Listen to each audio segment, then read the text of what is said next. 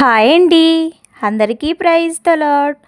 మీ దేహము దేవుని వలన మీకు అనుగ్రహింపబడి మీలోనున్న పరిశుద్ధాత్మకు ఆలయమై ఉన్నదని మీరెరుగరా?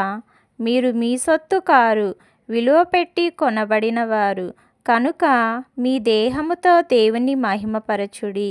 కొరింథీయులకు రాసిన మొదటి పత్రిక 6వ అధ్యాయం 19, 20 వచనాలు.